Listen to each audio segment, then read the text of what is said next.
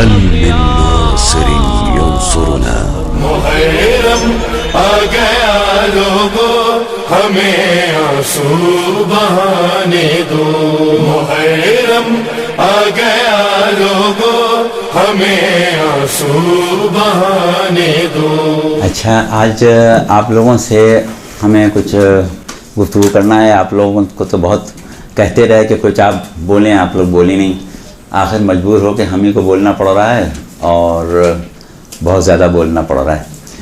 تو صورت یہ ہے کہ آج دونوں کلاسیں جو ہیں وہ ہم لیں گے انشاءاللہ، اور پہلی جو کلاس ہے اس میں ہمیں جو آپ سے گفتگو کرنے کے لیے کہا گیا ہے وہ ہے کہ آپ کی رہنمائی اس سلسلے میں کی جائے کہ آپ جو کتابیں وغیرہ پڑھیں گی یا جو کچھ تیاری کریں گی مجالس کے لیے، اس کا طریقہ کار کیا ہو، کتابوں کا انتخاب کیا ہو۔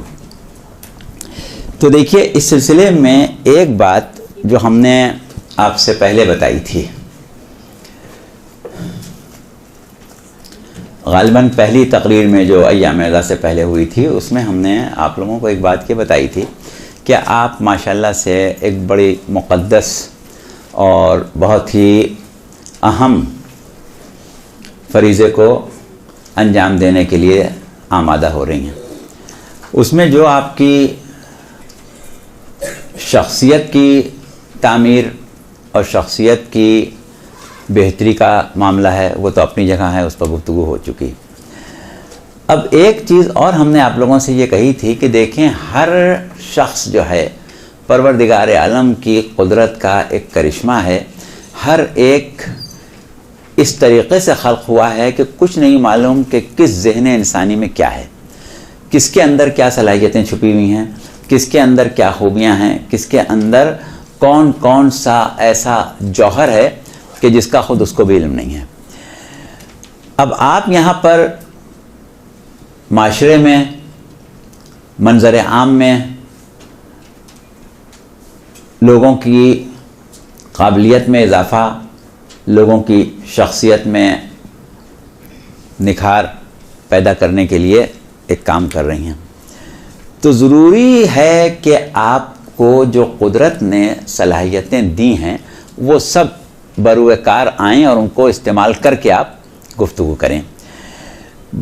جیسا کہ ابھی ہم نے کہا کہ آپ لوگوں کو بھی اندازہ نہیں کہ کس میں کیا صلاحیت ہے، لیکن اگر غور کریں تو آپ کو اندازہ ہو جائے گا کہ مجلس ایک ایسی چیز ہے، ایک ایسا میدان ہے کہ جس میں بہت گنجائش ہے۔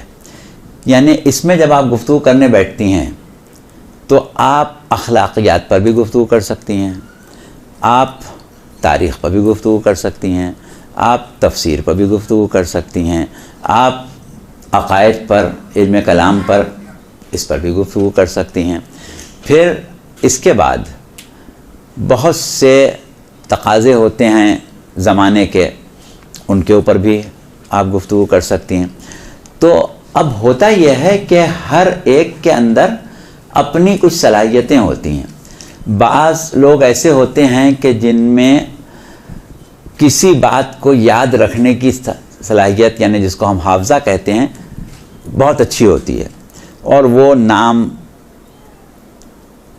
تاریخیں، واقعات بہت اچھی طرح یاد کر لیتے ہیں۔ ایسے لوگوں کے لیے بہت اچھا ہے کہ وہ جب گفتگو کریں تو بنیاد بنائیں تاریخ کو۔ اب جو شخص تاریخ کو بنیاد بنا کے بات کرے، اسے جب مشورہ دیا جائے کہ کون سی کتابیں پڑھو، تو ظاہر ہے کہ اس کو تاریخ کی کتابوں کا مشورہ دیا جائے گا۔ اسی طرح سے ایک شخص ایسا ہے کہ جس کے اندر دلائل و برہان کی صلاحیت زیادہ ہے، یعنی وہ جیسے ایک چیز رٹ لی بغیر عقل کو استعمال کیے، بغیر ذہن کو استعمال کیے۔ بعض لوگوں میں یہ چیز ہوتی ہے، بعض لوگوں میں یہ ہوتی ہے کہ وہ گہرائی میں جاتے ہیں، دلائل میں جاتے ہیں، برہان میں جاتے ہیں۔ ان کے لیے بہت اچھا ہے کہ وہ عقائد کے اوپر مشتمل مجلسیں پڑھیں، اس میدان کو لے لیں۔ اب جب وہ عقائد کے اوپر گفتگو کریں گے تو ان کو ظاہر ہے کہ ان کتابوں سے زیادہ فائدہ حاصل ہوگا کہ جو عقائد کے اوپر لکھی گئی ہیں۔ اچھا، پھر اس کے بعد بعض لوگوں میں نصیحت کی، واعظ کرنے کی اور لوگوں کو کسی بات پر آمادہ کرنے کی صلاحیت زیادہ ہوتی ہے. ان لوگوں کو کامیابی اس چیز میں ہوگی کہ وہ اخلاقیات کے اوپر گفتگو کریں، جہاں تک ہو سکے اخلاقی موضوعات لیں، تو وہ زیادہ بہتر طریقے سے بیان کر دیں گی، زیادہ مؤثر طریقے سے بیان کر دیں گی اور لوگوں کے اوپر اس کا زیادہ اثر ہوگا. لیکن اس میں ضرورت اس بات کی ہے کہ اپنی سیرت، اپنا کردار جو ہے اس کو بھی بہرحال ایک نمونے کے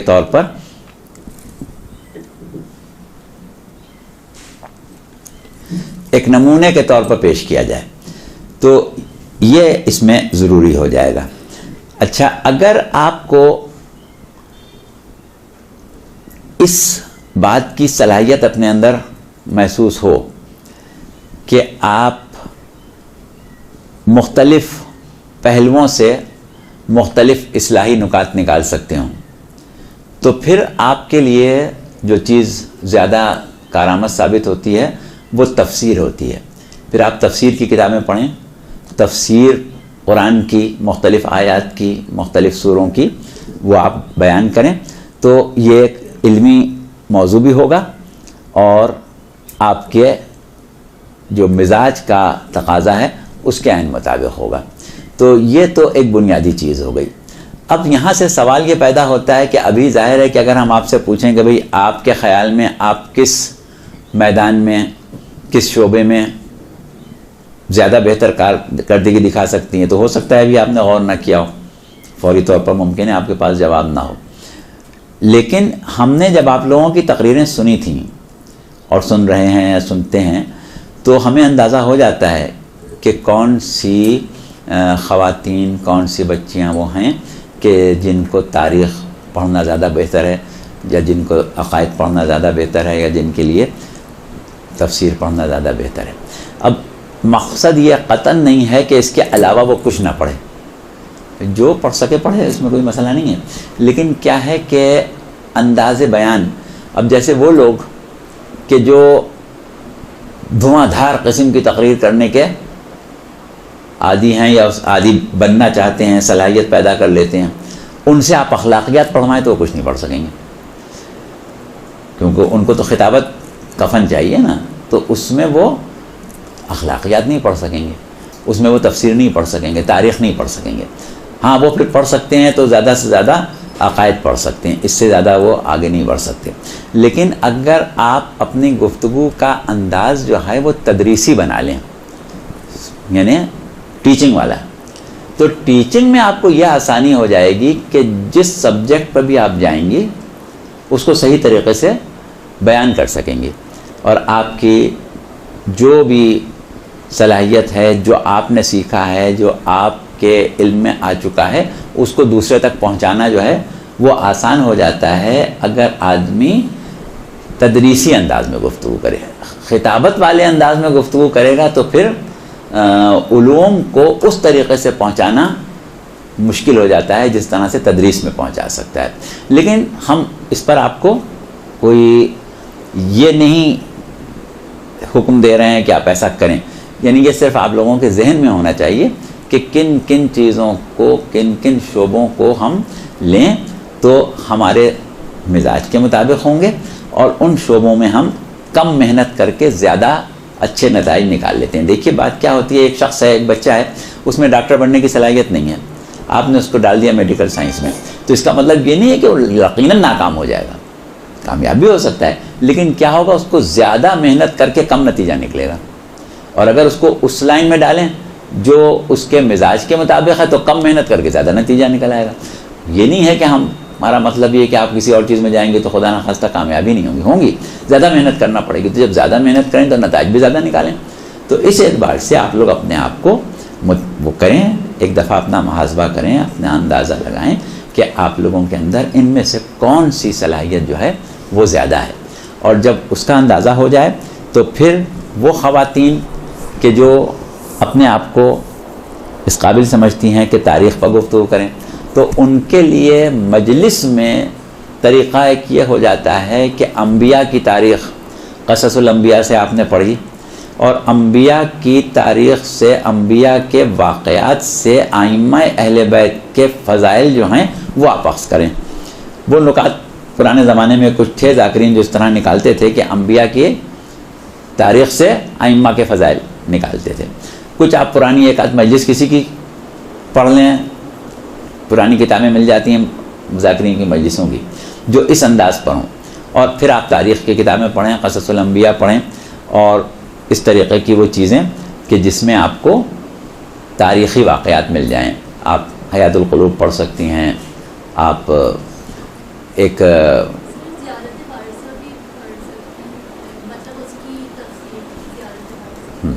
زیارت وارثہ کی تفسیر کی جو آپ بات کر رہی ہیں نا، تو وہ بھی ہم نے آپ سے کہا کہ زیارت وارثہ کی تفسیر، قرآن کی تفسیر، دعاؤں کی تفسیر وہ اس صورت میں آپ پڑھیں کہ جب آپ کے اندر افہام و تفہیم کا ایک جو انداز اور صلاحیت وہ ہو، اور پھر اس میں تفسیر کرنے کے لیے آپ کو اس بات کا بھی خیال رکھنا پڑے گا کہ وہ تفسیر جو ہے وہ بہرحال ایسی ہو کہ جو مزاج ائمہ کے مطابق ہو۔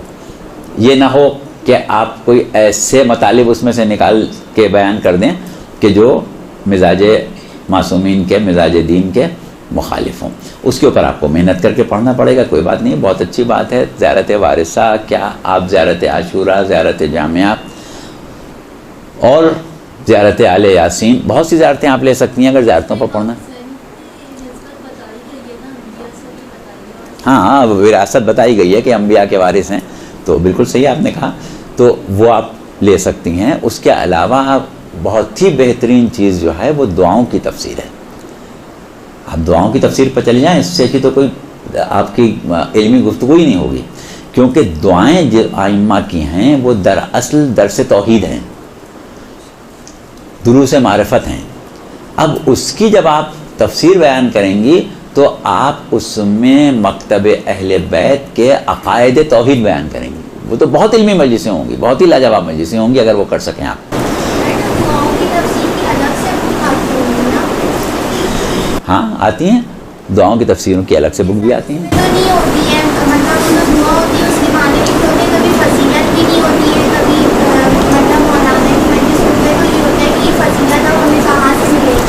ایسا کریں کہ دیکھیں کتابیں تو بہت ہیں، اب ایک دم سے ہم اگر آپ کو بہت سی کتابوں کے نام بتا دیں وہاں تک آپ پہنچیں گے بھی نہیں، ملیں گی بھی نہیں، اور ملیں گی تو پھر اس کو پڑھ کے سمجھ میں بھی نہیں آئیں گی۔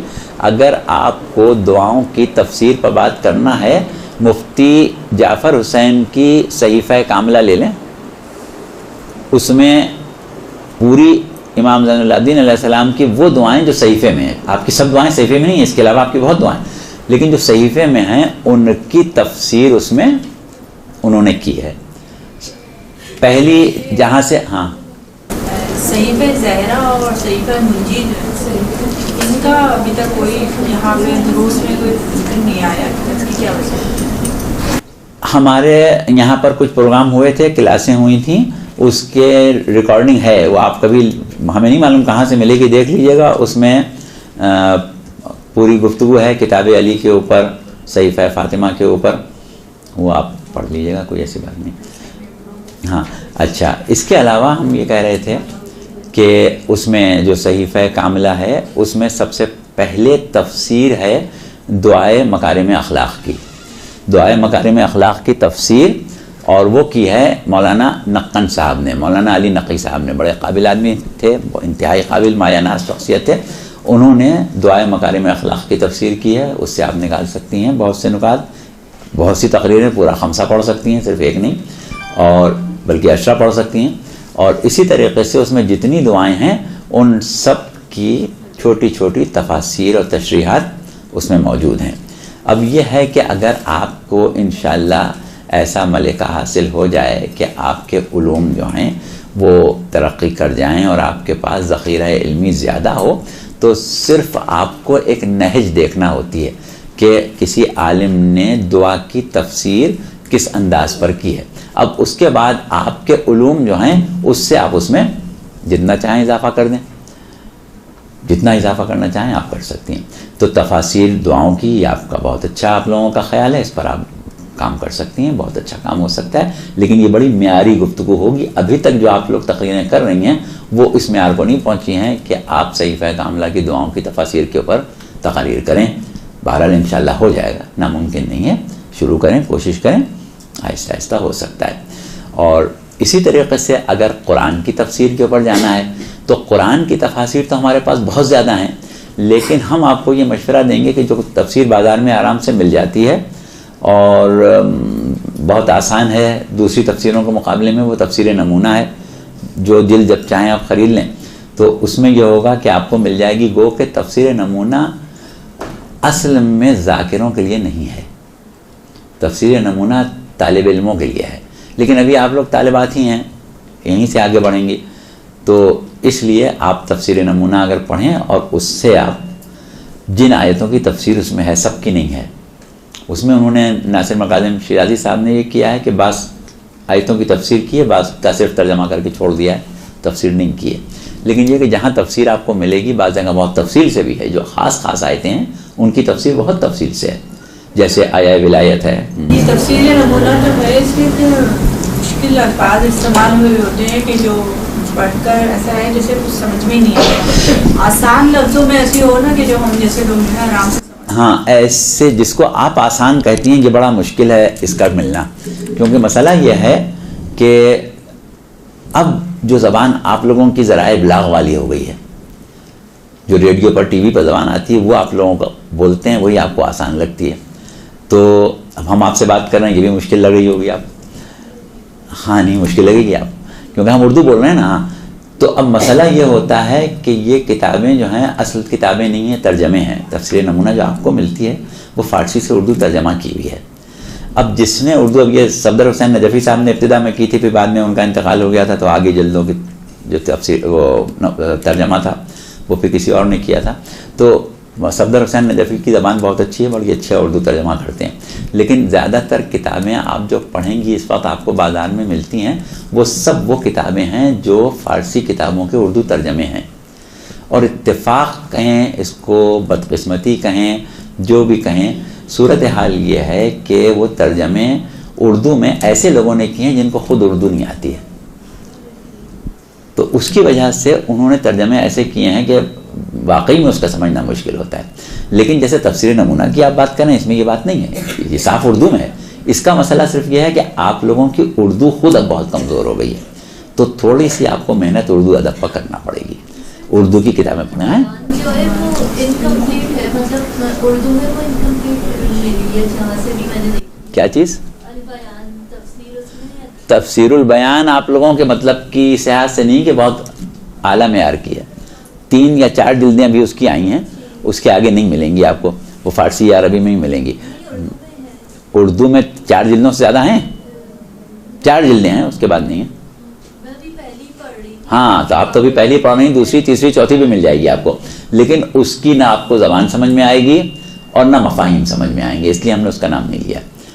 وہ آقا محمد حسین طباطبائی کی تفسیر ہے، وہ بہت جامع تفسیر ہے، وہ ہے سمجھیے ان لوگوں کے لیے کہ جو ذرا معیار کے ذاکرین ہیں، آگے چل کے آپ لوگوں کے کام آئے گی ابھی نہیں۔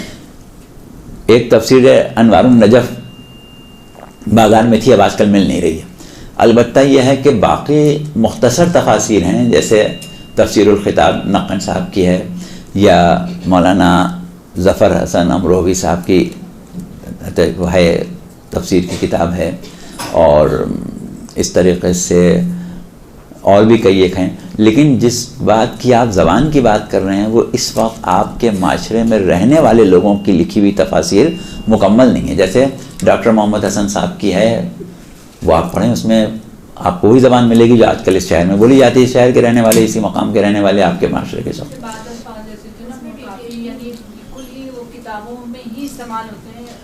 تو اس کے لیے پھر آپ سمجھیں، معنی یاد کریں، اس کے لغت لے کے بیٹھیں یا کسی سے پوچھیں، کیونکہ اب یہ تو نہیں ہو سکتا کہ ہر چیز بالکل آسان ہو جائے، بالکل پکی ہوئی چیز نہیں ملے گی آپ کو۔ اگر اردو نہیں آتی ہے تو الفاظ آپ پڑھیں، یاد کریں۔ اس میں بتایا گیا تھا کہ یہ جیسے ایک سورہ کی ہم تفسیر چاہ رہے ہیں تو اس لحاظ سے یہ چھوٹی چھوٹی تفسیر ہیں، وہ سورہ یاسین وغیرہ کی، وہ آسان اردو میں ہیں، جیسے سورہ یاسین کی ہے، سورہ رحمان کی ہے، مولانا قرۃ العین عابدی صاحب نے کئی سوروں کی تفاسیر لکھی ہیں. اب وہ ان کی زبان وہی ہے جو آپ لوگ بولتے ہیں، یعنی ہمارے سامنے جب وہ بولتے ہیں تو ہم ہنستے ہیں، ہم ان سے کہتے ہیں کہ قبلہ زبان صحیح کیجیے، لیکن آپ کے لیے بہت اچھی زبان ہے. تو تو بس وہ زبان جو ہے وہ آپ کو پسند آئے گی، وہ آپ کی سمجھ میں آئے گی بالکل، کہ اس میں انگریزی کے الفاظ بھی بہت ہوں گے.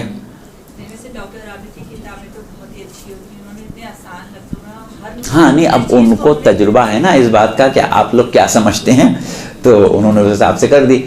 ہاں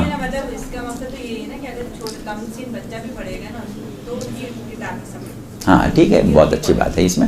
تو وہ یہی ہے کہ آپ کو تھوڑا بہت اپنا معیار بھی تو بلند کریں نا، کہ آپ چاہیں کہ کتابیں نیچے آ جائیں، اساتذہ نیچے آ جائیں، علماء نیچے آ جائیں، بھائی آپ بھی تو اوپر آئیں تھوڑا سا، تو اپنا بھی معیار اوپر کریں. ہاں تو یہ تفاسیر کی بات ہو گئی. اب اس کے بعد جیسا کہ ہم نے کہا اخلاقیات کی بات یا عقائد کی بات، تو عقائد کے اوپر آپ کو چھوٹی چھوٹی کتابیں، وہی ترجمہ ملے گا، اصل کتابیں نہیں ہیں، ترجمے ہیں. جیسے محسن قراتی کی کتاب ہے مکتب اسلام کے نام سے، یا اسلام دین حکمت کے نام سے کتاب ہے. پھر ایک کتاب عقائد امامیہ کے نام سے عقائد جعفر سبحانی کی ہے. تو یہ چھوٹی چھوٹی کتابیں ہیں، اور اس میں مسئلہ وہی ہے کہ ترجمے ہیں، اور ترجمہ کرنے والوں کی اردو خود اچھی نہیں ہے، لہذا تھوڑی مشکل تو پڑے گی لیکن سمجھ میں آئیں گی. ایسا بھی نہیں ہے کہ بالکل آپ سمجھ ہی نہ سکیں اس کو. اب کچھ نہ کریں، شروع کیا ہے دیکھیں، وہ الفاظ جن کے معنی آپ کو معلوم ہے وہ آپ کے لیے آسان ہے. کسی لفظ کے اوپر یہ لکھا تو نہیں ہوتا کہ یہ مشکل ہے یا یہ آسان ہے. جس کے معنی آپ کو معلوم ہے وہ آسان ہے، جس کے معنی نہیں معلوم وہ مشکل ہے. جب معلوم ہو جائے گا تو آسان ہو جائے گا. اس میں کیا ہے، لغت سے دیکھ لیا کریں، فیروز اللغات دیکھ لیں، غیاث اللغات دیکھ لیں، اور بہت سی چھوٹی لغت کی کتابیں، اتنی موٹی بڑی لغت کی کتاب نہ بھی لیں، چھوٹی لے لیں، اس میں دیکھ لیں، تو وہ مسئلہ نہیں ہے. اچھا، اب اس کے بعد آپ کو پڑھنا ہے، اگر بالفرض اخلاقیات کی بھی بات ہو گئی، اخلاقیات کی بھی ایسی چھوٹی چھوٹی کتابیں آپ کو ترجموں کی شکل میں بہت مل جائیں گی. تو اس میں سے آپ جو چاہیں نکال سکتی ہیں، کوئی ایسا نہیں ہے کہ خاص طور سے ناموں کی فہرست دی جائے. اچھا، اب اس کے بعد اور کوئی موضوع اگر آپ کے ذہن میں ہے تو اس پر آپ بات کر لیں، پھر ہم اپنے دوسرے موضوع کی طرف چلیں. کوئی سوال ہے، کچھ پوچھنا چاہتی ہیں؟ ہاں تو پوچھ لیں. سر آج کل یہ پہلے بھی مطلب کافی عرصے سے چل رہا ہے، تھوڑا سا ٹاپک سے ہٹ کے ہی ہے کہ ابھی ہم لوگ ڈسکس کر رہے تھے، ابھی میں نیچے سے بھی ایڈمیشن کو پوچھ کے تو انہوں نے بھی یہی بولا کہ آج کل یہ ہمارے یہاں بڑا چل رہا ہے کہ مولا کی ولادت نہیں ہوتی، مولا کا ظہور ہوتا ہے، مولا نازل ہوتے ہیں. تو یہ کیا عقیدہ ہے؟ یہ ہمارے یہاں ایسا کچھ نہیں ہے، ولادت ہوتی ہے، یہ ہوتا ہے، وہ ہوتا ہے. آدھے لوگ کہہ رہے ہیں ظہور ہوتا ہے، کیونکہ سر جو نارمل ہے وہ تو یہ ہے کہ جی اہل بیت سے نجاست کو دور رکھا گیا، تو ہمارے یہاں والی ولادت کا تو کانسیپٹ نہیں ہے وہاں. تو سر اس کا کیا جواب دیا جائے کہ کیا ہوتا ہے؟ اس کے اوپر بہت دفعہ ہم اپنے مختلف تقاریر میں بات کر چکے ہیں. اب آپ نے سوال کر لیا ہے تو اچھا ہے، جواب سن لیں. دیکھیے، بات یہ ہے کہ ہم اپنے عقیدے کے بارے میں، عقیدے کے ساتھ جب بات کریں، ہمارے پاس اپنی دینی اور شرعی اصطلاحات ہیں بہت سی، ٹھیک ہے. اس میں ایک لفظ ہے غیبت، ایک لفظ ہے ظہور. ظہور غیبت کے مقابلے پر ہے، ٹھیک ہے، غیبت کے مقابلے پر ہے.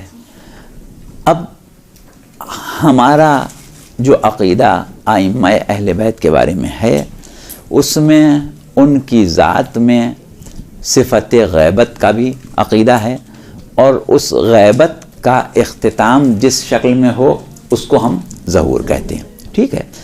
ولادت کو ظہور کہنا یہ ایک قسم کی دین کی جو جڑوں کو ہلانا یا دین میں خرابی پیدا کرنا، اس میں کچھ باہر کی سازشیں ہیں، کچھ اپنی شرارتیں ہیں، اور کچھ جہالتیں ہیں. اگر ہم یہ عقیدہ رکھنے لگیں کہ امام پیدا نہیں ہوتا بلکہ براہ راست نازل ہو جاتا ہے، یہ عقیدہ رکھیں، تو پھر آپ بتائیں کہ جناب سیدہ کا رسول اللہ سے کیا رشتہ ہے، حضرت علی کا حضرت ابو طالب سے کیا رشتہ ہے، امام حسن امام حسین کا رسول اللہ سے کیا رشتہ ہے. تو براہ راست آسمان سے ٹپک پڑے. تو یہ جو باتیں ہیں یہ بالکل اپنی اصطلاحات کو ضائع کرنے والی ہیں، اپنی اصطلاحات کو خراب کرنے والی ہیں۔ ہمارا عقیدہ یہ ہے کہ امام زمانہ اجل اللہ تعالیٰ فرجہ ابھی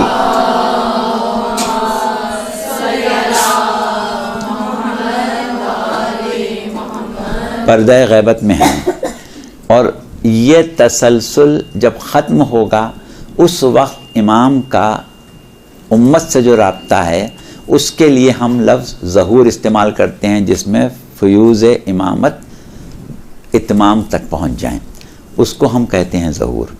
اچھا، اب اگر آپ دوسرے لوگوں کے عقائد دیکھیں غیر مومن کے، وہ کہتے ہیں کہ امام مہدی پیدا ہوں گے، ابھی نہیں ہیں، پیدا ہوں گے۔ اب اگر ہم پیدائش کو ظہور کہنے لگیں تو کیا ہوگا؟ کیا آپ کہیں گے کہ ابھی امام، یعنی امام کا ظہور نہیں ہوا، اور ظہور کے معنی آپ لے رہے ہیں پیدا ہونا، تو آپ کا بھی وہی عقیدہ ہو گیا جو سنیوں کا عقیدہ ہے کہ امام نہیں پیدا ہوئے ابھی۔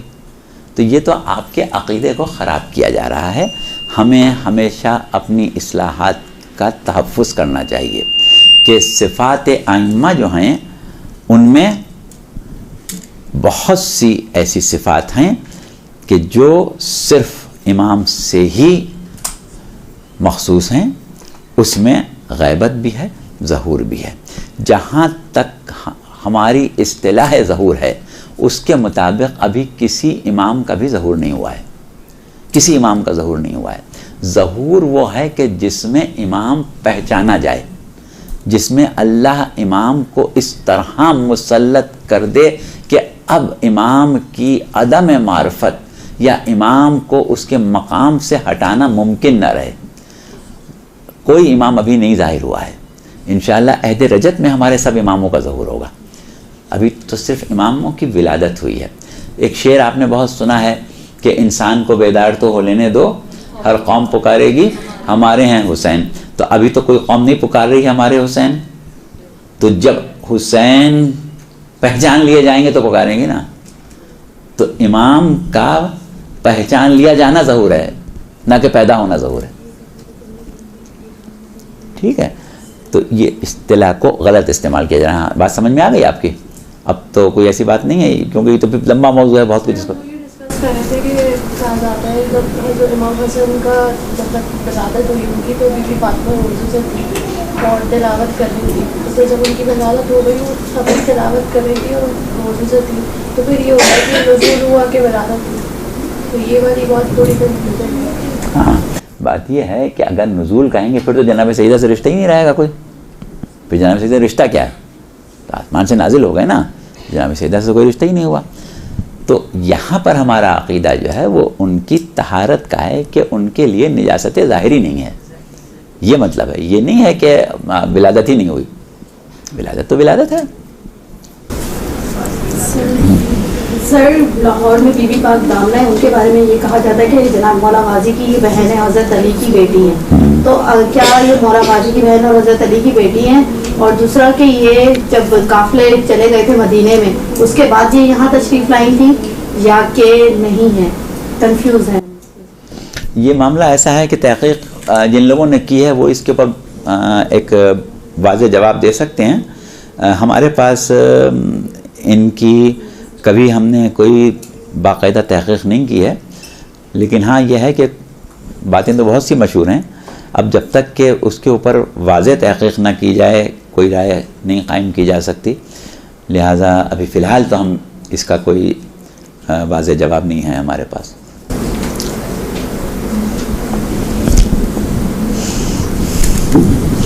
ٹھیک ہے، اور کوئی بات ہے آپ لوگوں کی پوچھیں تو پھر اب صورت یہ ہے کہ یہ کلاس آپ کی کب بجے تک چلے گی؟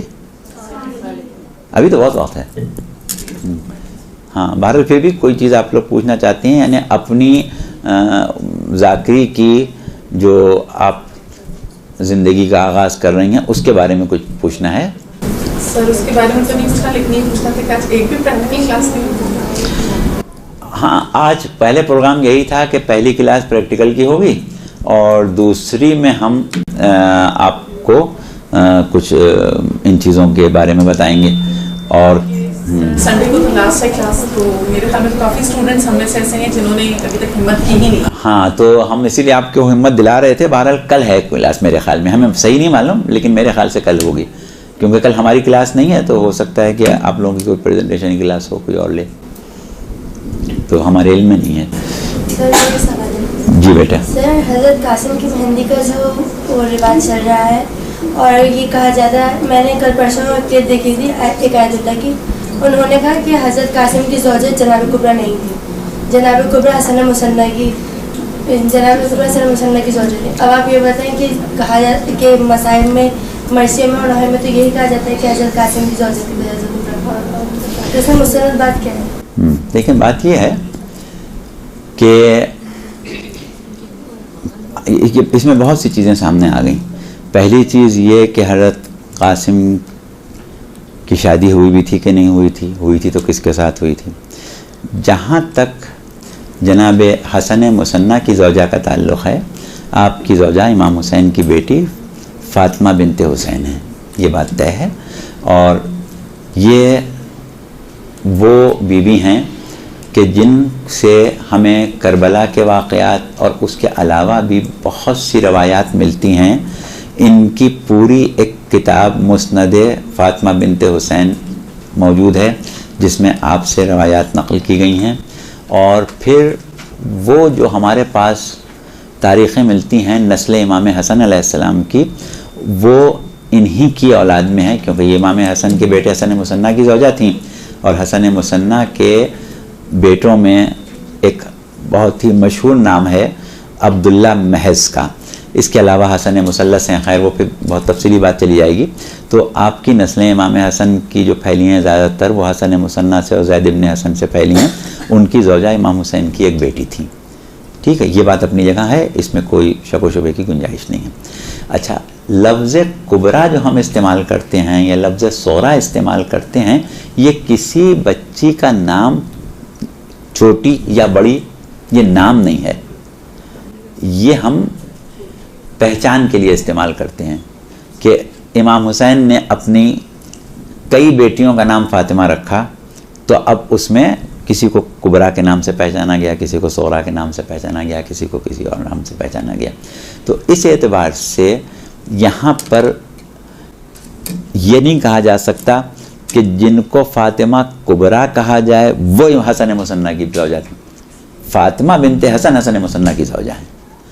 اب فاطمہ کبریٰ انہی کو کہا گیا یا کسی اور دوسری بیٹی کو کہا گیا, یہ اتنا واضح نہیں ہے. ایک چیز. دوسری چیز یہ ہے کہ جہاں تک حضرت قاسم کی شادی کا یا نکاح کا معاملہ ہے, اس کے بارے میں ہمارے پاس جو تاریخی اور دیگر شواہد ہیں ان میں اختلاف ملتا ہے. اور بظاہر جو ہمیں نظر آتا ہے وہ یہ ہے کہ حضرت قاسم بہت کم سن تھے, کربلا میں بہت چھوٹے تھے, اور آپ کی عمر جو ہے وہ امام حسن علیہ السلام کی شہادت کے وقت غالباً 2.5-3 سال کی یا اس سے بھی کم تھی. عبداللہ ابن حسن اسی زمانے میں پیدا ہوئے تھے, اور قاسم ابن حسن اس وقت بہت چھوٹے تھے. اور جب کربلا کے لیے امام حسین نکلے ہیں تو روایات یہاں تک بتاتی ہیں کہ حضرت قاسم اتنے چھوٹے تھے کہ آپ کو گھوڑا نہیں ملا تھا, گھوڑے پر بیٹھ کے نہیں آئے تھے, اپنی والدہ کے ساتھ محمل میں بیٹھ کے آئے تھے. کربلا میں پہلی دفعہ گھوڑے پر بیٹھے تھے, بہت کم سن بچے تھے. تو اس اعتبار سے ان کی شادی ہونا جو ہے وہ ذرا سا قرین قیاس نظر نہیں آتا. لیکن اس چیز کو کبھی بھی ذہن میں نہ لائیں کہ صاحب جب شادی نہیں ہوئی تو یہ شادی کی باتیں کیوں, شادی کی مہندی کیوں, شادی کے مصائب کیوں. اس کو آپ اس طرح سمجھیں کہ کربلا کی ماؤں نے جو قربانی دی, ابھی ہم آج گفتگو آپ سے کریں گے کربلا اور قرآن کے موضوع پر, تو اس میں کچھ باتیں آئیں گی. جو قربانیاں دی ہیں وہ ایسی فقید المثال قربانیاں ہیں کہ تاریخ انسانیت میں ویسی قربانی کہیں ملتی نہیں ہے.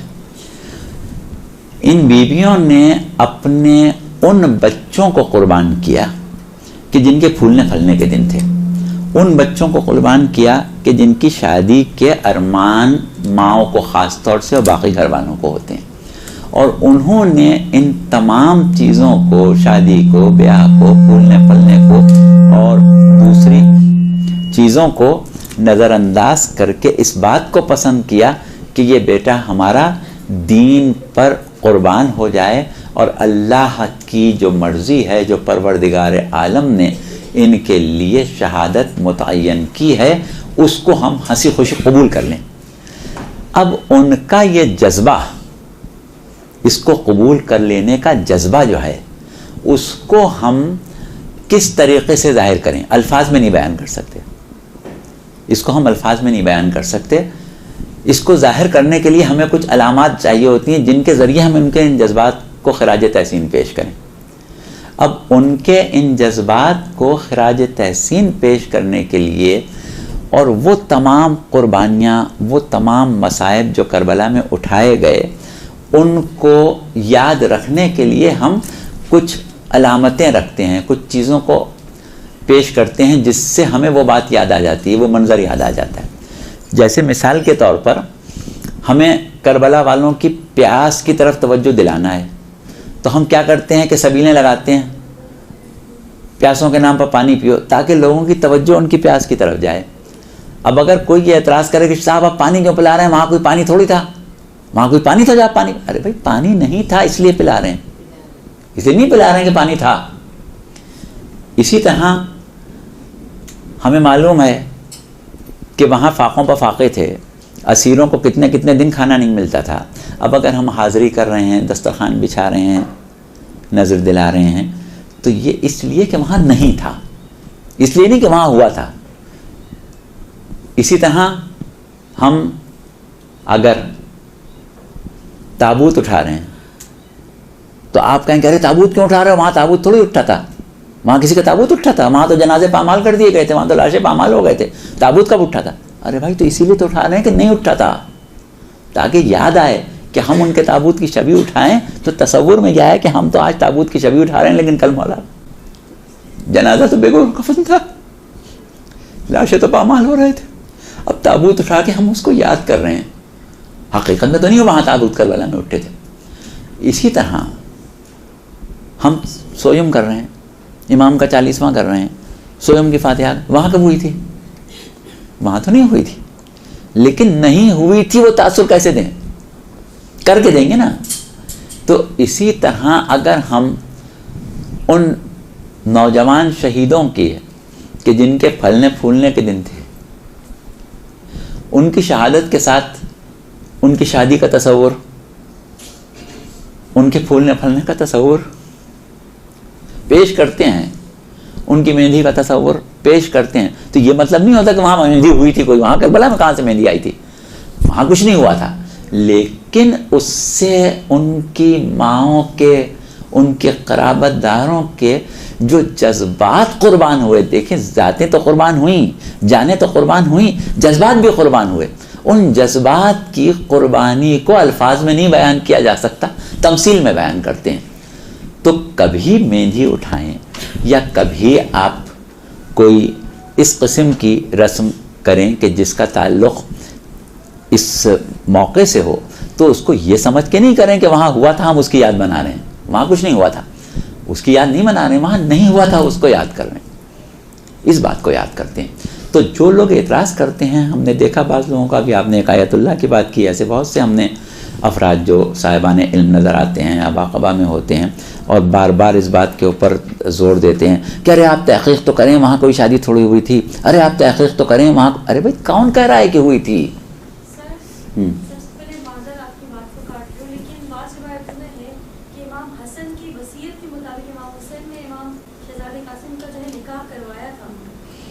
صحیح کہہ رہے ہیں، ابھی مفتی بارہ آپ کو ہم نے چھوڑ دیا یہاں تک لا کے کہ روایات ہیں۔ اب بات یہ ہوتی ہے کہ اس وقت آپ جس دور سے گزر رہی ہیں اس میں ان روایات کی نفی کی جا رہی ہے، تو اس کا جواب ہم آپ کو دے رہے ہیں۔ روایات ہیں، روایات اس معاملے میں بھی ہیں کہ امام حسن کا نکاح امام حسین نے اپنی کسی بیٹی کے ساتھ کیا شب عاشور۔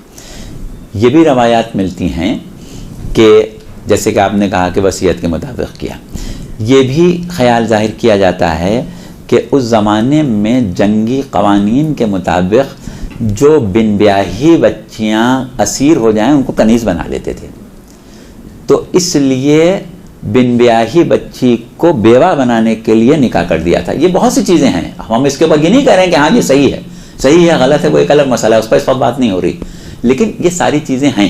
اس وقت جو آپ کا مسئلہ ہے نا وہ یہ ہے کہ آپ سے یہ کہا جا رہا ہے کہ یہ نہیں ہوا تم کیوں کر رہے ہو؟ تو بھئی نہیں ہوا اسی لیے کر رہے ہیں، اس لیے نہیں کر رہے ہیں کہ وہاں ہوا تھا ہم آپ بھی اس کی یاد بنا رہے ہیں. ایسا نہیں ہے، وہاں نہیں ہوا، وہاں کس طرح جذبات قربان کیے گئے اس کو ہم تمثیل میں بیان کر رہے ہیں، اس لیے نہیں بیان کر رہے ہیں. اور یہ ہمارا ذاتی تجربہ ہے کہ جناب قاسم کے بارے میں جو رسومات ہمارے یہاں عام ہیں ان پر جتنے اپنوں اور پراؤں کی مرادیں آتی ہیں کسی اور چیز پر اتنی نہیں آتی. ویسے تو امام حسین کے ہر لوازم عزاداری پر آتی ہیں، اس پر ابھی ہم بات کریں گے کہ عزاداری کے لوازم سے عجائبات کا ظاہر ہونا یہ اللہ نے اپنی ذمہ داری قرار دیا ہے، تو وہ سب ظاہر ہوتی ہیں، اپنوں کی بھی مرادیں آتی ہیں، پراؤں کی بھی آتی ہیں. کتنی رحمتیں ہوتی ہیں، کتنی برکتیں ہوتی ہیں، کتنے چیزوں کا نزول ہوتا ہے، کتنی بلائیں ٹلتی ہیں ذکر سے، وہ ہمیں احساس بھی نہیں ہوتا ہے. وہ سب اپنی جگہ صحیح ہے، لیکن یہ کہ یہ جو خلفشار اس انداز پر پیدا کیا جا رہا ہے کہ یہ غلط ہے وہ غلط ہے، اسلام کی تو بیٹی نہیں تھی، اسلام کی تو بیٹی نہیں تھی، اسلام کا تو وہ نہیں تھا، یہ تو وہ نہیں تھا، یہ غلط باتیں ہیں. اس سے ذرا سا آپ لوگ بچ کے چلیں. ایسا کچھ نہیں ہے.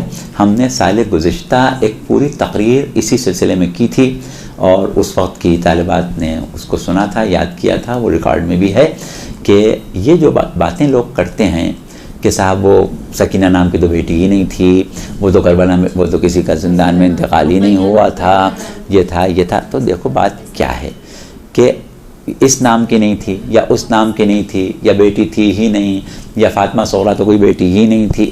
یہ باتیں جو ہیں نا یہ ایسے دعوے ہیں کہ جن کی کوئی دلیل نہیں ہے، ایسے دعوے ہیں کہ جن کی کوئی دلیل نہیں ہے.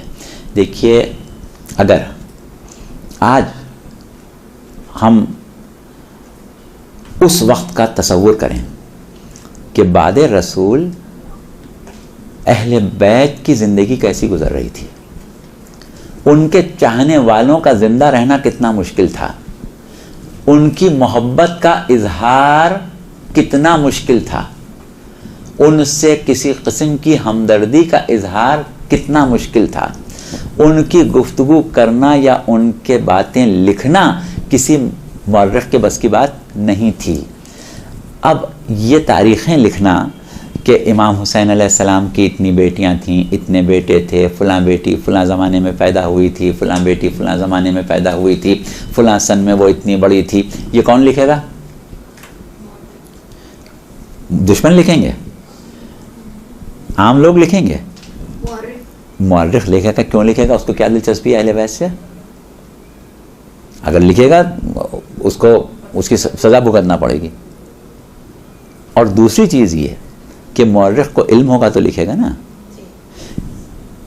کیا آپ یہ توقع کرتی ہیں ائمہ علیہم السلام سے، امام حسن سے یا امام حسین سے، جناب امیر سے یا اور خاندان بنی ہاشم کے افراد سے کہ ان کے گھر میں کوئی بچی پیدا ہو تو وہ ایک باقاعدہ مورخین کو بلا کے ایک پریس کانفرنس کریں کہ دیکھو آج ہمارے یہاں بچی پیدا ہوئی ہے، اس کا ہم نے یہ نام رکھا ہے، اور سب مورخ نام نوٹ کر کے یاد کر لیں کہ فلاں سن میں امام حسین کے ہاں یہ بیٹی پیدا ہوئی تھی؟ ایسا ہوگا کبھی؟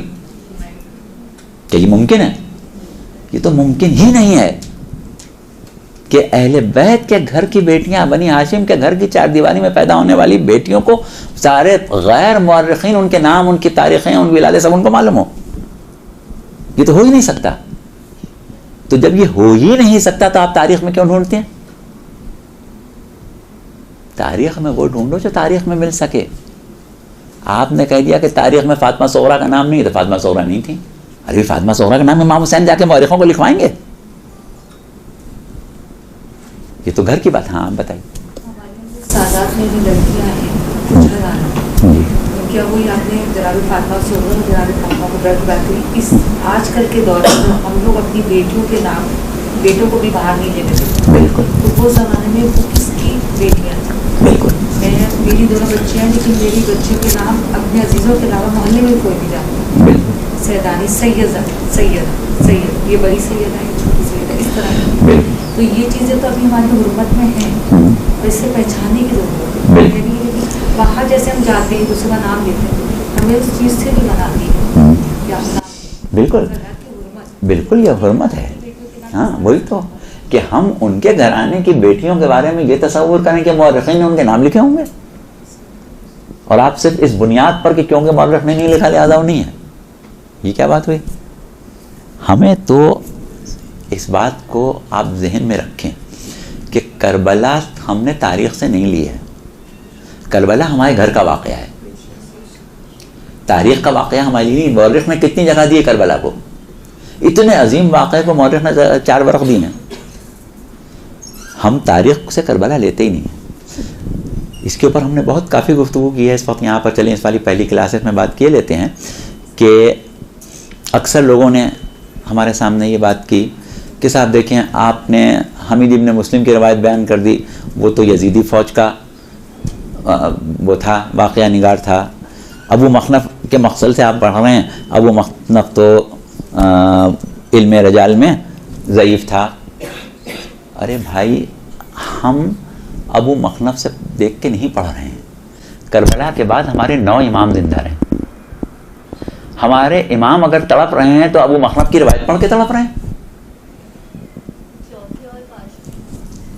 कि इमाम सिर्फ चांद मुहर्रम का देख के बेहोश हो जाए. तो क्या वो हमीद इब्न मुस्लिम की रवायत से बेहोश हुआ है? हम तो इमाम की ज़िंदगी देख के सुख मना रहे हैं. इमाम हुसैन पैदा हुए हैं, रसूलुल्लाह रो रहे हैं, आँखों से आंसू आ रहे हैं, गिरिया ज़ब्त नहीं हो रहा है. तो क्या किसी मौरख़ से सुनकर रो रहे हैं? हमें मौरख़ से क्या लेना? हम तो अपने आइम्मा का तड़पना देखते हैं तो हम सोचते हैं कि कितनी बड़ी मुसीबत होगी जो इतने साबिर इस तरह रो रहे हैं. जब इतने साबिर ने इतना गम किया है तो कितनी बड़ी मुसीबत होगी. हमें क्या अबू मखनफ़ से लेना? हमें क्या हमीद इब्न मुस्लिम से लेना? हमीद इब्न मुस्लिम की रवायत तो इसलिए बयान कर देते हैं कि दुश्मन भी इतनी मुसीबत बता रहा है तो कितनी होगी. जब दुश्मन की नज़र में इतनी मुसीबत है तो हकीकत में कितनी होगी. तो हम इसलिए नहीं रोते हैं कि हमने मख्तल पढ़ा है, हम तो इसलिए रोते हैं कि हमारा इमाम किस तरह तड़प रहे हैं. इमाम ज़ैनुलआबदीन ने खुद मख्तल को देखा है ना, तो उन्होंने किसी से पढ़ के सुन के रो रहे हैं. हम उतना रो लेते हैं जितना इमाम रोते हैं. तो हमारा तो कुछ भी नहीं है यह गिरिया जितना करना चाहिए.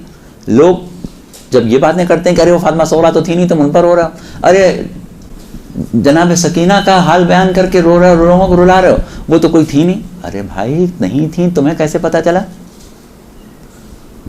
हमारे पास अब इस वक्त आप लोगों के साथ गुफ्तगू करने के लिए हम वो इस की तैयारी से नहीं आए थे, और न ये इस वक्त हमारा मौजू था. जनाब सकीना के बारे में हमारे बहुत ही जय्यद उलमा ने आपकी ज़िंदान में शहादत का भी ज़िक्र किया है, ज़िंदान में आपके दफन होने का भी ज़िक्र किया है, और बिल्कुल मुस्नद रवायत है. ये हरगिज़ ज़ईफ़ नहीं है, क़त्अन ज़ईफ़ नहीं. सिर्फ बनु उमय्या के चाहने वालों ने उन मज़ालिम पर कि जो हद से बढ़ गए थे पर्दा डालने की ज़्यादा कोशिश की. एक जनाब अली असग़र की शहादत और एक जनाब सकीना की असीरी और उनकी शहादत, ये 2 मसाइब तारीख़ इंसानियत में हद से ज़्यादा बढ़ गए. तो उनको छुपाने की बहुत ज़्यादा कोशिश की गई कि नहीं, वो तो तीर धोखे से लग गया था, वो तो ये हो गया था, वो तो वो हो गया था. ये सब बनु उमय्या के बेख़ाओं की लिखी हुई तारीख़ें हैं. इसमें कोई ज़र्रा बराबर हकीकत नहीं है. हम तो वो मुसीबत याद करते हैं जिसको हमारे इमामों ने याद किया. हमें कोई उनसे वो नहीं चाहिए. अभी परसों की बात है, हमारे तरफ एक अशरा हो रहा है, वहाँ पे एक खातून जो थी, उस जाकर ने जब मजलिस पढ़ता है, वो अच्छी जाकर है, तो मजलिस के बाद ना उन्होंने उनसे बात की. तो उन्होंने कहा कि कल हमारे यहाँ वहाँ पे मजलिस हुई थी, हिंचोली में यहीं ही रिहायशी होगी खातून। उन्होंने बताया कि एक जागरा ने मजीज़ पढ़ी और इतनी अजीब सी रिवायत उन्होंने मसाइब में बयान की भी फातिमा ज़हरा सलामुल्लाह अलैहा के बारे में, कि उन्होंने कहा चौथे इमाम से कि मेरी जब वो जनाजे में ना 4 लोग जो हैं वो शामिल ना हो। तो इमाम ने पूछा कि अच्छा वो कौन अफराद है? तो उन्होंने कहा कि एक तो अली अकबर, हज़रत अली अकबर मेरे जनाजे में शामिल हो, दूसरे बीबी ज़ैनब सलामुल्लाह अलैहा उनके लिए भी उन्होंने मना किया, चौथे इमाम हुसैन सलाम और तीसरे इमाम हुसैन सलाम, और चौथे तो उन्होंने कहा कि चौथे कौन? तो उन्होंने बताया कि आप शामिल हुए। और भी इस पर उसकी वजूहात जैसे उन्होंने बयान की कि बीबी ज़ैनब ने मेरा महज़रनामे में नाम क्यों नहीं लिखा और इमाम हुसैन बाबा हुसैन ने जो है वो मुझे क्यों नहीं शामिल किया। तो ये तमाम शिकवों की वजह से उन्होंने जो भी उसकी लॉजिक पेश की वो उन्होंने बताया कितनी अजीब सी बात। हाँ, अब देखें ये तो मसला है कि ज़िक्र करने वाला जो है वो बग़ैर सोचे समझे गुफ्तगू करे, और ये बात हमने पहले भी जो क्लासें हुई थी उनमें ख़ास तौर से बताई थी कि आप जब भी ज़िक्र करें हमेशा ये देख के करें कि कोई ऐसी रवायत ना बयान करें जो अहले बैत के मकाम व मर्तबे से टकरा जाए, जिसमें अहले बैत की तौहीन होती हो। अब ये तो ऐसे है जिसमें अहले बैत की तौहीन हो रही, तो ये जिसमें तौहीन हो रही है वो तो वैसे भी नहीं बयान करना चाहिए। और हाँ, तो बहुत दिन से पढ़ने से उनके मसनद तो नहीं हो गई ना। तो अब ऐसी चीज़ कि जिसमें अहले बैत की तौहीन हो रही हो वो तो तयशुदा बात है कि वो उनका मकाम व मर्तबा ही नहीं है कि वो ऐसी बात करें। तो उसमें तो ना किसी तहक़ीक़ की ज़रूरत है, न किसी से पूछने की ज़रूरत है। सीधी सी बात है कि जो उनके मकाम व मर्तबे के शाया निशान नहीं है वो हुआ ही नहीं। तो वो तो ऐसी रवायत जो पढ़ती हैं आप लोगों को चाहिए ख़वातीन को कि उसी वक्त उनको रोकें, उनसे कहें कि भाई आप मेंबर हैं, हाँ कि हम मेंबर हैं, हाँ कौन से मख्तल से बयान किया है पहली चीज़। दूसरी चीज़ ये है कि देखें किसी ने कुछ भी लिखा है, आपको अहले बैत की मारिफत है कि नहीं है? आप क्या समझती हैं अहले बैत को? आपको अगर अहले बैत की मारिफत है तो क्या यही मारिफत है आपको?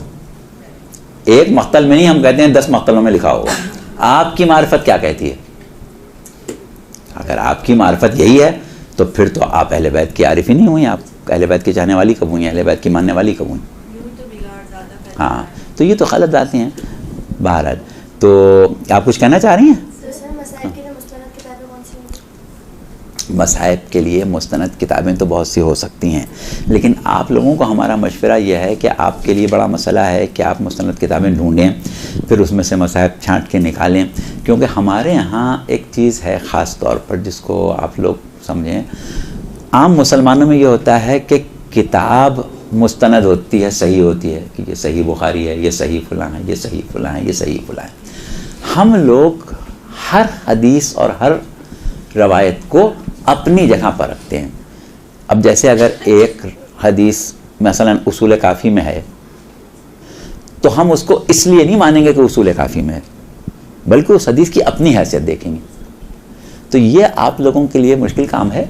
आप सिर्फ इतना करें कि पुराने ज़ाकिरीन जो मुस्तनद थे, अच्छे पढ़े लिखे, या मौलाना नक़न साहब थे जैसे, या और अल्लामा तुराबी साहब हुए, या और ऐसे ज़ाकिरीन कि जो मसाइब वो पढ़ते रहे हैं वो उनकी किताबों में आपको मिल जाएंगे। उसमें से लेके आप पढ़ लें, उसमें आपको इत्मीनान है कि भाई हमने फ़लाँ की पढ़ी हुई चीज़ पढ़ी है, और जो कि एक मुस्तनद आदमी समझा जाता है माशरे में। क्योंकि सर आजकल 2 रिवायतें बीबी सकीना की शहादत के हवाले से हैं कि बीबी सकीना जिंदान में थी, तो जब इमाम हुसैन का सर आया, बीबी सकीना इमाम हुसैन के सर से गुफ्तगू करते करते वो उनकी शहादत हो गई थी। और एक रिवायत में है कि बीबी सकीना को 7वें जिंदान में कैद किया गया था, तो बीबी सकीना जिंदान की दीवार से टकरा के शहादत हो गई थी बीबी सकीना। तो इन दोनों में से कौन सी सही रिवायत है? बात यह है कि जो मशहूर रवायत है वो सर वाली है, इमाम हुसैन के सर वाली है। उन्हें कैद किया गया था तो इमाम सज्जाद ने उन्हें अपनी ज़मानत पे 7वें जिंदान से बाहर निकलवा दिया था। उसके बाद इमाम हुसैन से उनकी मुलाकात हुई थी, फिर वो शहीद हुई थी। और फिर मैंने कल परसों भी सुना कि एक ज़ाकरा बोलेंगे कि वो सर टकरा के नहीं। अब ये इस किस्म की चीज़ें जो हैं ये हमारे पास जो मुहक्किकीन हैं उन्होंने कभी नहीं लिखी है। जो लिखी है वो आपके इमाम हुसैन के सर की है।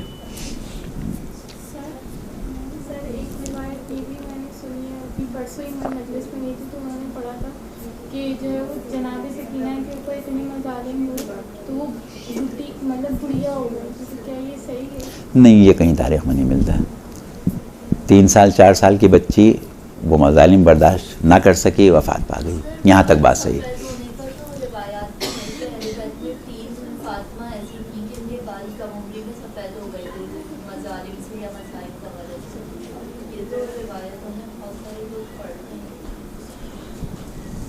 देखिए वही वाली बात आ रही है ना कि हम ख़ानदान रिसालत की बीवियों के या बच्चियों के बारे में इस तरीक़े से गुफ्तगू नहीं करते, ये तौहीन है, उनकी शान के ख़िलाफ़ बात है।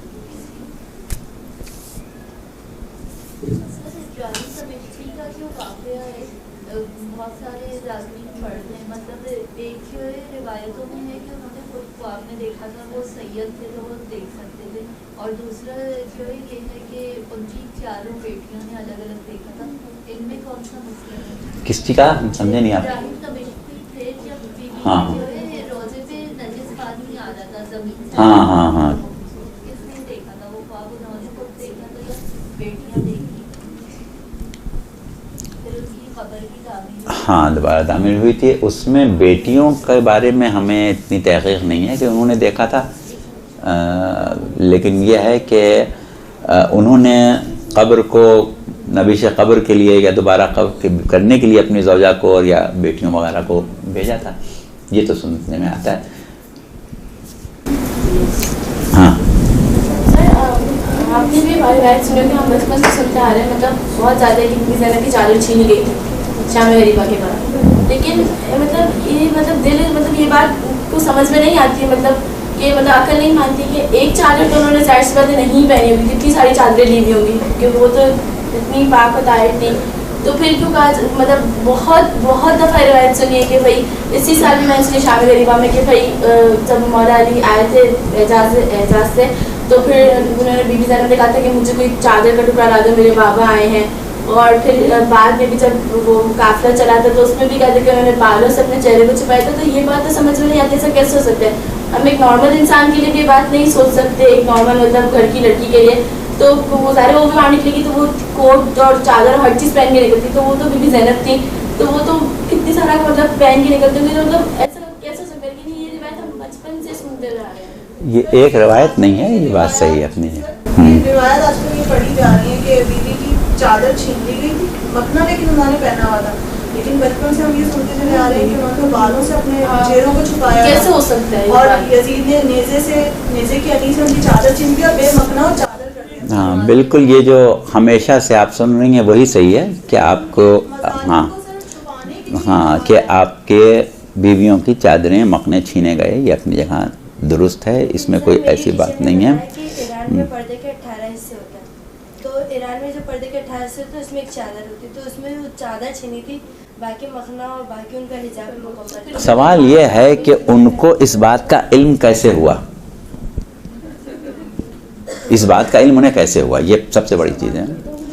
और फिर ये वाली बात की भी मौला सज्जाद शामी को याद करके क्यों रोते हैं जब वो बेपर्दा अगर नहीं वही वाली बात है कि अब सबसे बड़ी चीज़ यह है कि इस वक्त हमारे सामने जो लोग किसी बात का इनकार करते हैं वो इस तरह करते हैं जैसे वो वहाँ मौजूद थे उस वक्त। अरे ये ऐसा तो था ही नहीं, ऐसा लगता है जैसे आप वहाँ खुद मौजूद थे। आप ये तो बताएं कि आप तक बात पहुँची कैसे? लेकिन सर एक वाक़या जो हम सुनते हैं कि मौला अली जब थे जिंदा हयात थे तो उनके ज़माने में बीबी ज़ैनब के सर से थोड़ी सी चादर सिरक गई तो सूरज नूर भी हुआ था, ये भी सुनता है। तो जब उनकी पूरी चादर ही छिन गई तो फिर किस तरह से मतलब बात यह है कि करबला में शहादत और असीरी ये दोनों चीज़ें एक ख़ास वक्त और एक ख़ास मकसद के तहत थी। वहाँ पर कोई एजाज़ ना उन्होंने अपना दिखाया था और ना परवरदिगार आलम ने वहाँ पर कोई ऐसी चीज़ की थी कि जो उसकी क़हारियत के नतीजे में हो।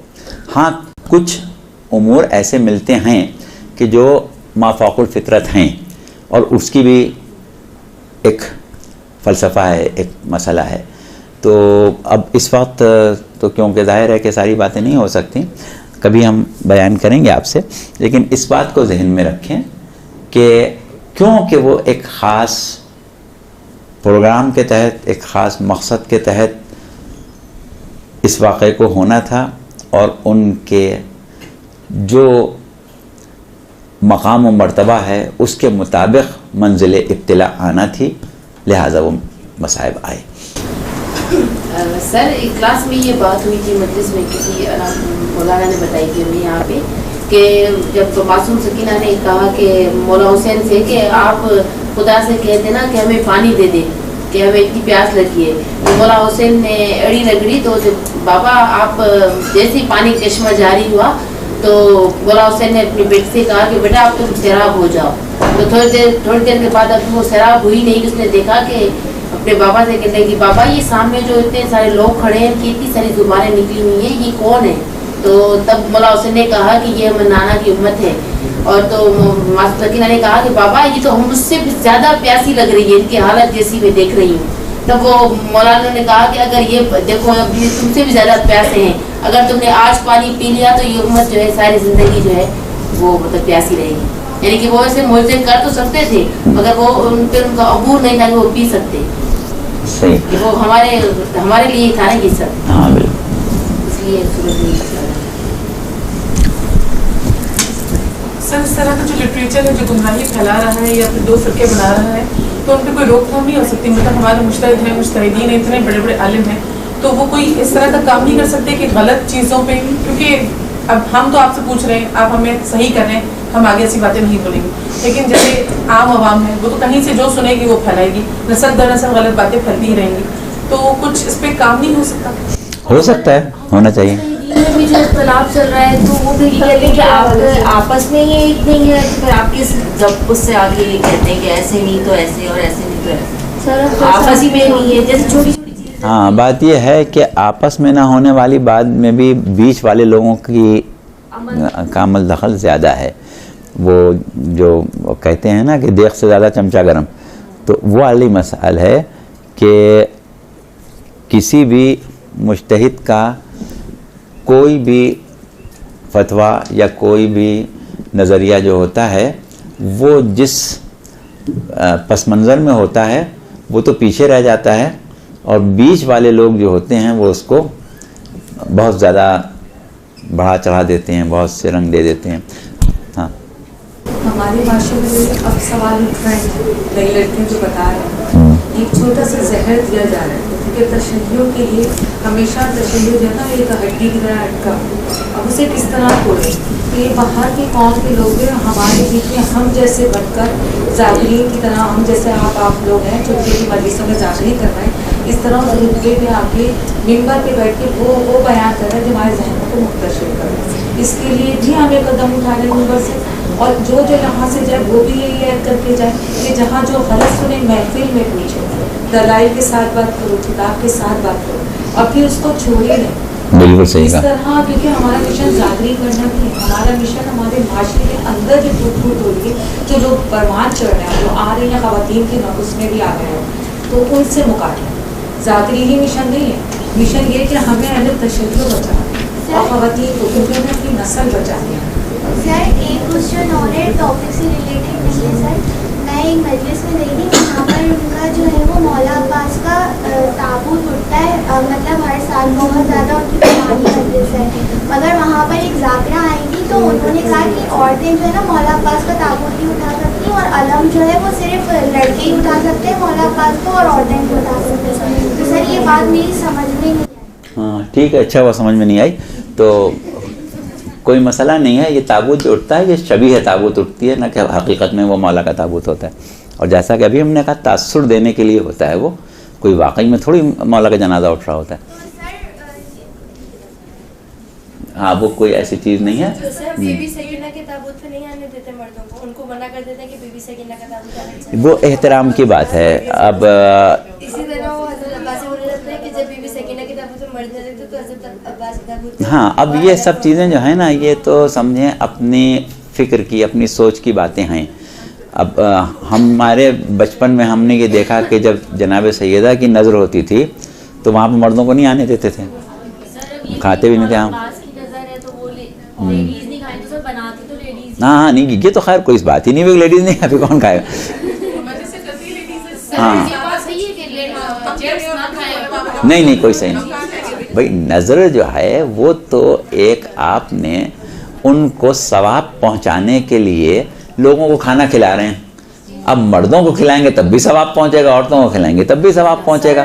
ہاں کہا جائے کہ بی بی کے مہر میں پانی اور نمک رکھا گیا تھا, مہر تھا. اس طرح تو ساری زندگی اور تا حیات عورتیں کھائیں کیونکہ وہ بی بی کا مہر تھا, مرد تو فاقے میں مر جائیں. بالکل صحیح کہا کہ یہ کوئی ایسی شرعی مسائل نہیں ہیں, یہ تو آپ لوگوں کے فکر ہیں. قاسم کی جو بات آتی ہے کہ جب مولا پہنچے اور ان کی زندگی میں لاش کمال ہو گئی. ہاں بیٹے ایک منٹ. ہاں ایک شخص ہاں میں ان کا لاشا اٹھایا تھا, تو سر یہ روایت ٹھیک ہے؟ یہ ٹھیک ہے. اگر چادریں وغیرہ بیویوں کی, لیکن بیویوں نے تو نمازیں وغیرہ بھی پڑھی تو قید میں رہ کے بھی بیویوں نے نماز پڑھی تھی اور 1 سال کا ملتا ہے تو پھر نماز تو ایسے نہیں ہو سکتی بغیر. ہاں بات یہ ہوتی ہے کہ اضطرار میں ہو سکتی ہے, اختیار میں نہیں ہو سکتی. چادر ہے تو بغیر پڑھ نہیں پڑھ سکتے, لیکن ہے ہی نہیں تو پھر تو اسی میں پڑھنا پڑے گا.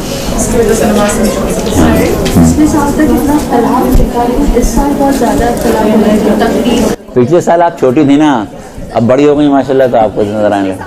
سنا بھی نہیں تھا کہ کوئی ایسا ہوگا بھی میں جو نصیب کو نہیں مانتا.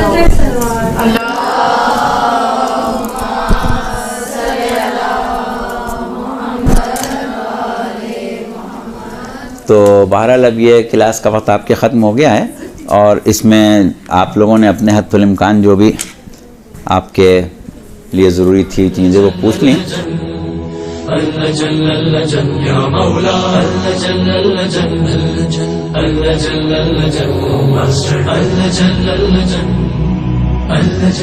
صاحب